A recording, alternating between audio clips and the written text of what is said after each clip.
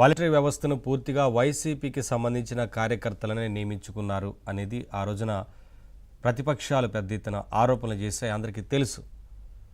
ప్రతి 50 ఇళ్లకు ఒక వాలంటరీ వ్యవస్థను ఏర్పాటు చేసుకొని ఒక వాలంటీర్ని ఏర్పాటు చేసి తద్వారా వారి సమాచారం మొత్తాన్ని కూడా సేకరించి ఎన్నికల్లో లబ్ధి పొందే విధంగా ఎన్నికల్లో వారిని ఉపయోగించుకునే రకంగా వైసీపీ వ్యవహరించిందనేది క్లియర్గా కనిపిస్తూ ఉంది. అదే రకంగా సరిగ్గా ఎన్నికల ముందు ఈ వాలంటరీ వ్యవస్థ అంటే వారిని ఉపయోగించుకోవాలని ప్రయత్నం చేసింది వైసీపీ. కానీ ఎన్నికల కమిషన్ ఒప్పుకోలేదు, విధుల్లో జోక్యం చేసుకోవద్దని చెప్పింది. కాబట్టి రాజీనామాలు చేసి మరీ వైసీపీ కోసం పనిచేసేందుకు వాలంటీర్లు చాలామంది సిద్ధపడి అదే చేశారు కూడా. రాజీనామా చేసి వైసీపీ కోసం పనిచేశారు, ఓట్లు వేయించడం కోసం. ఎందుకంటే వారికి చాలా సమాచారం తెలిసి ఉంటుంది, డేటా తెలిసి ఉంటుంది. అప్పుడే పెద్ద ఎత్తున ఆరోపణలు వచ్చాయి, సమాచారం మొత్తాన్ని సేకరించారని. అదే కాదు, 50 మందిని ప్రతి 50 కుటుంబాలకు ఒకరిని పెట్టడం వల్ల బెదిరింపులకు దిగి ప్రభుత్వ పథకాలు రావని లేదంటే ఇంకేదో కట్ చేస్తామని ఇలా రకరకాలుగా చేసి వారిని బెదిరింపులకు దిగి ఓట్లు వేయించుకునే ప్రయత్నం చేశారన్న ఆరోపణలు కూడా ఉన్నాయి. ఇవన్నీ ఉన్నాయి కాబట్టి ఈ విషయాల్లో ఎవరు కూడా వాలంటీర్ వ్యవస్థ జోక్యం చేసుకోవద్దని ఆ రోజు కోర్టు చెప్పింది.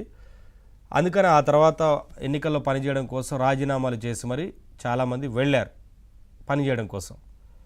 ఇక ఉన్న వ్యవస్థ మొత్తానికి సంబంధించి ఎన్నికల ముందు సమయం గడువు ముగిసినప్పటికీ దాన్ని మళ్ళీ తదుపరి కొనసాగించేందుకు ఉత్తర్వులు ఇవ్వలేదు అప్పటి ముఖ్యమంత్రి. కాబట్టి కొనసాగేందుకు వీలు లేకుండా పోయింది. ఇవన్నీ జరిగాయి.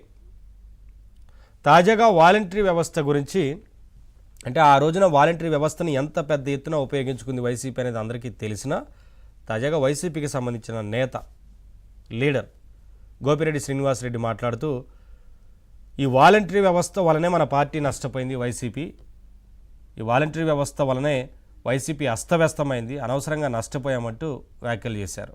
ఇలా చాలా విషయాలు ఉన్నాయి. దానికి సంబంధించి ఇవాళ డిబేట్లో ఇదే అంశానికి సంబంధించి మాట్లాడదాం. డిబేట్లో పాల్గొంటున్నారు శాంతిప్రసాద్ గారు, జనసేన లీడర్, అలాగే కనపర్తి శ్రీనివాస్ గారు, టీడీపీ అధికార ప్రతినిధి, అలాగే కోటేశ్వరరావు గారు, సీనియర్ పొలిటికల్ అనలిస్ట్. అందరికీ నమస్కారం అండి, వెల్కమ్.